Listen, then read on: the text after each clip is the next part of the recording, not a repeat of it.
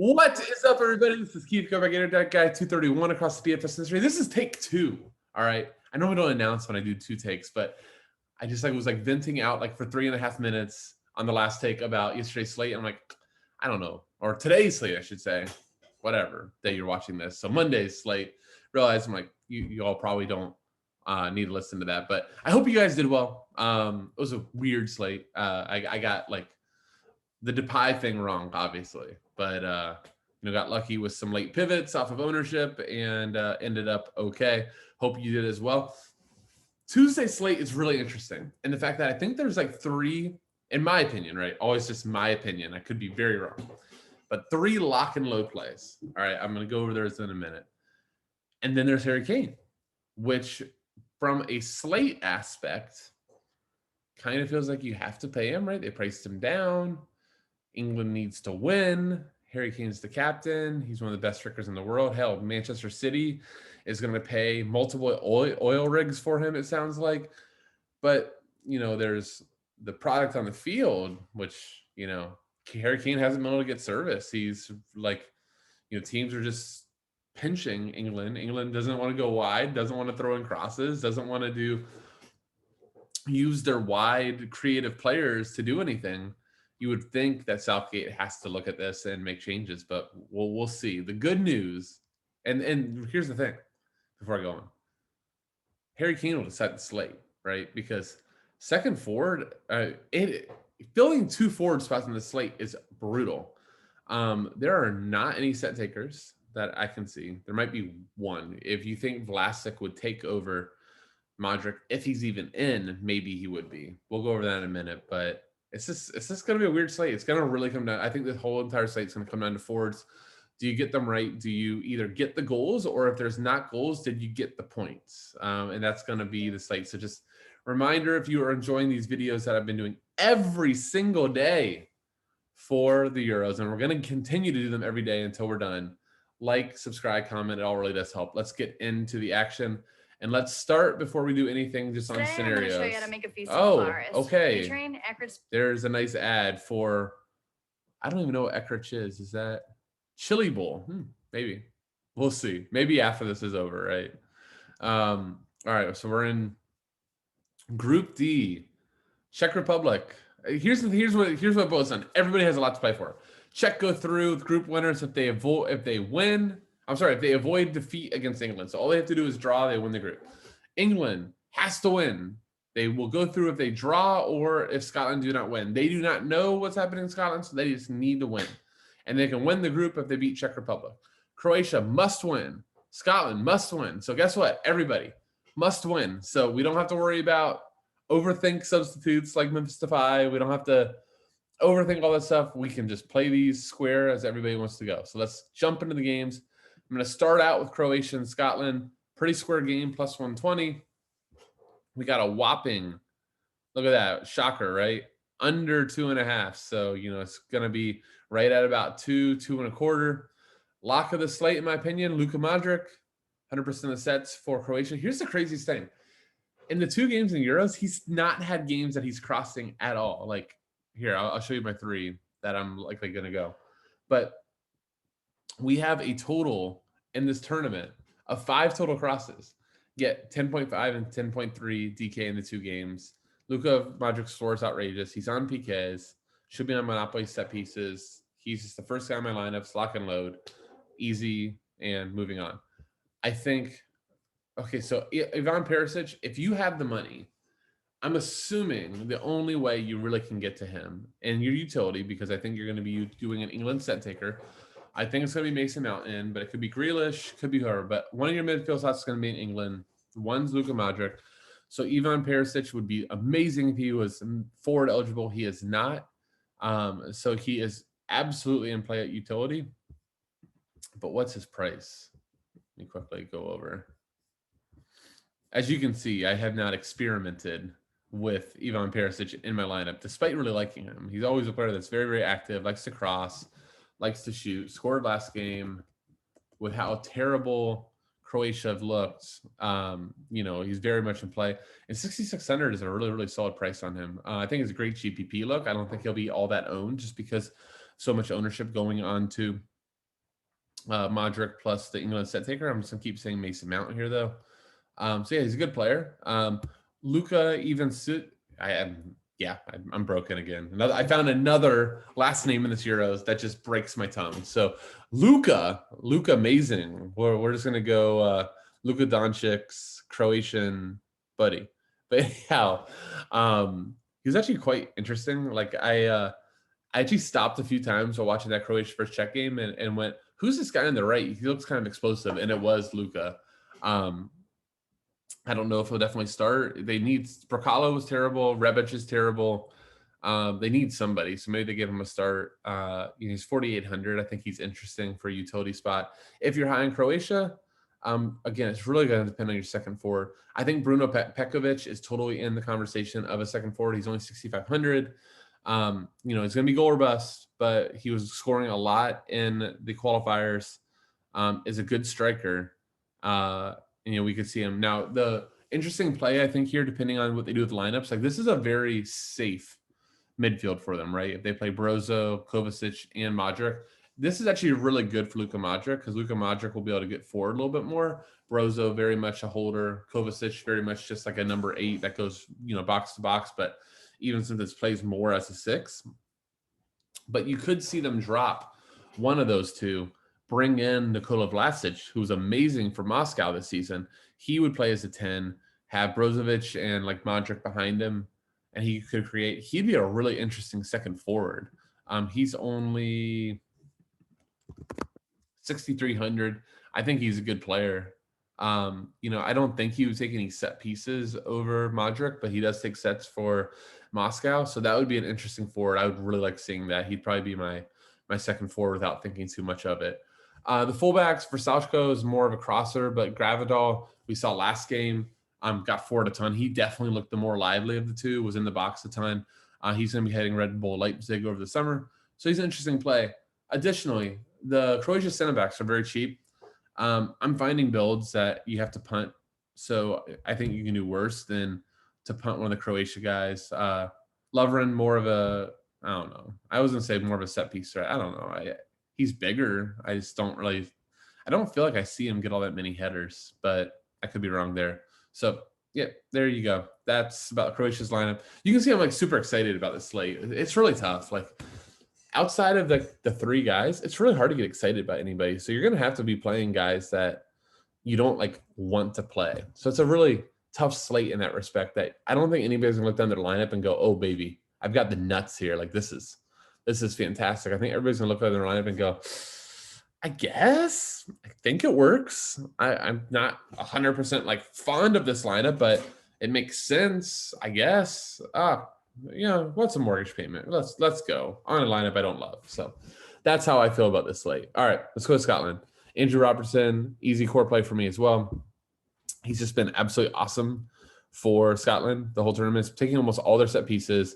He has 25 crosses in 2 games, including 11 versus England. Storm got me there. He was like, on prize pick, he saw Robertson's cross prop was like, I think like 3.5 or 4. And he's like, there's no way he doesn't go over. I said I was worried about possession. And look, Scotland looked good versus England.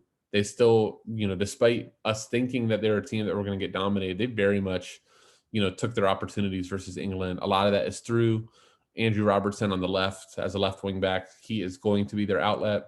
Any ball that he gets out there, he's going to be crossing into the box. 6,400 is a really good price from the slate. So lock and load him as a defender for me.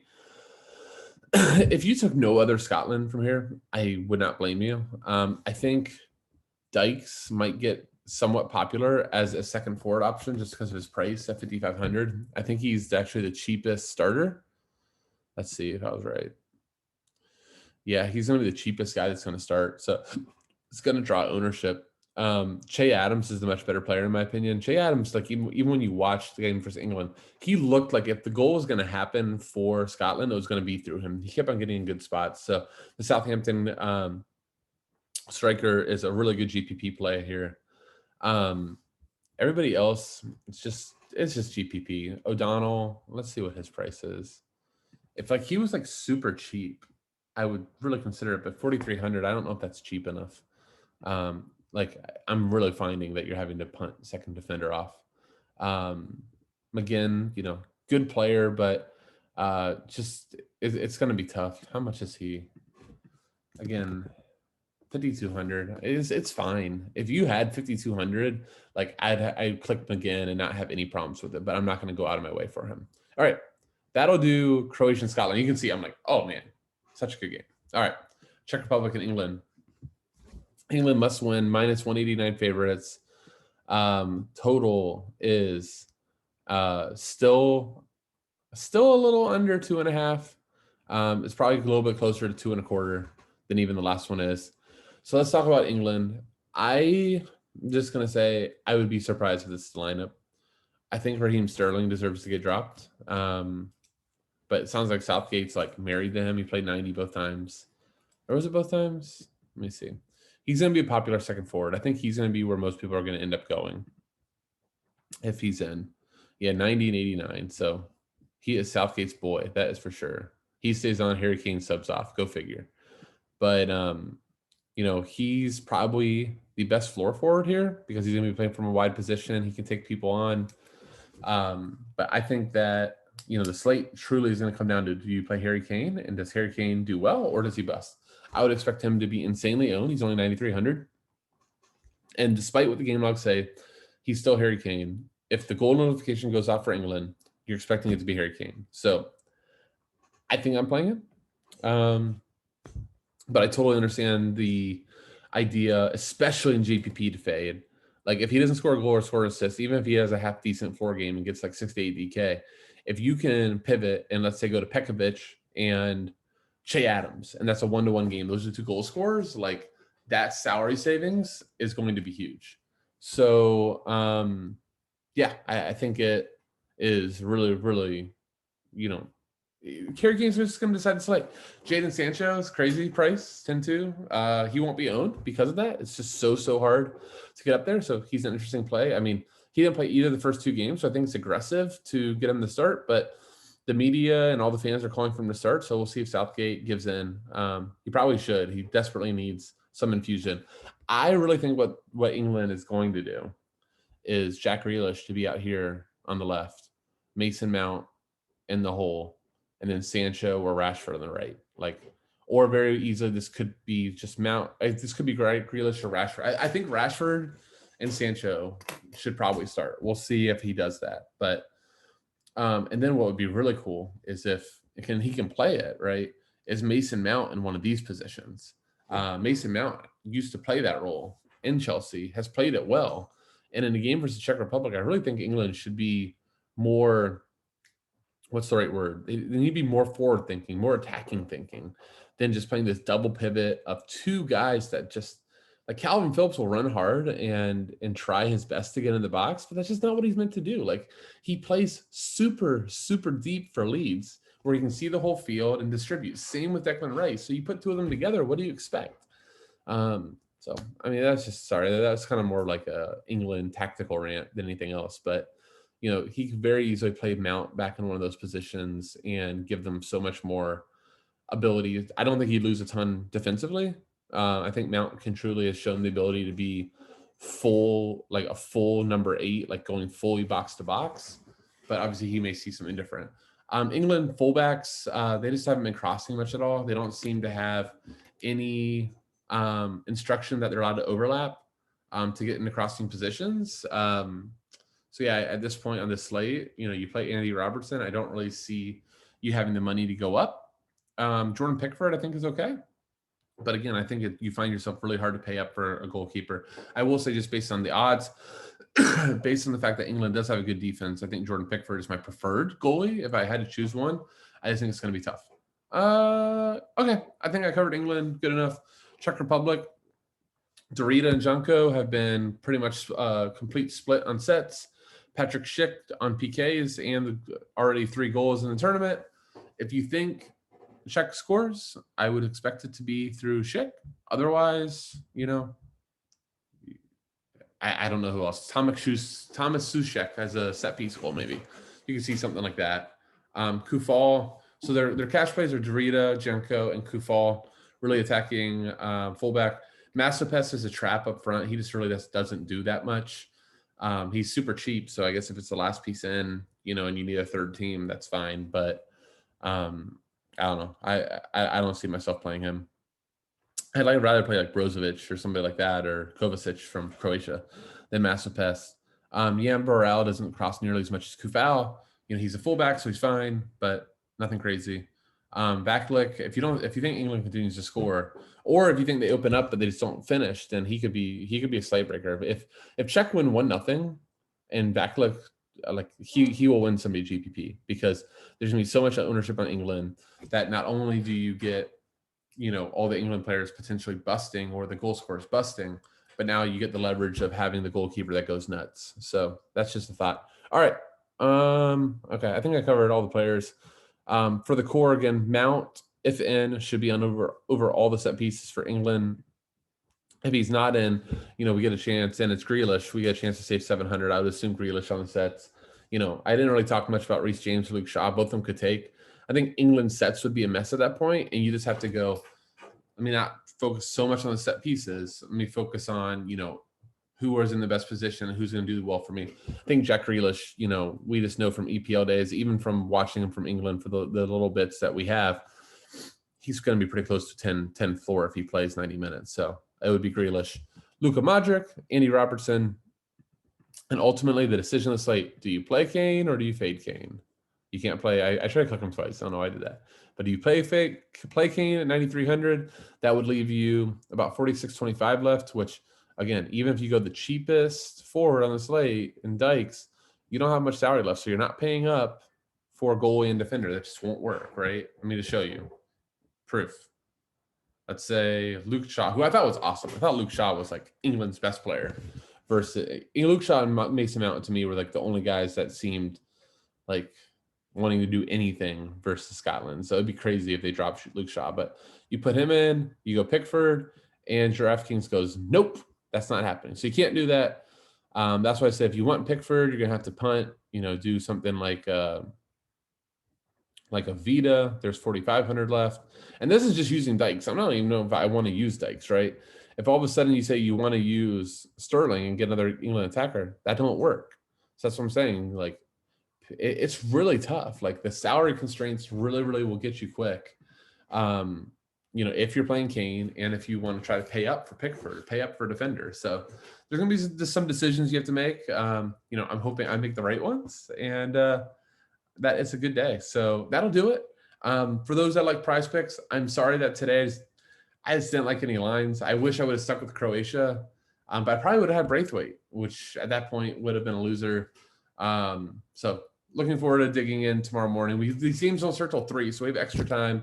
Hopefully see those lines are up early and can dig into them and find some winners. Guys, thank you all so much for watching and all the support. I hope everybody has a great night and a great day of soccer tomorrow. With that, I'll say see you.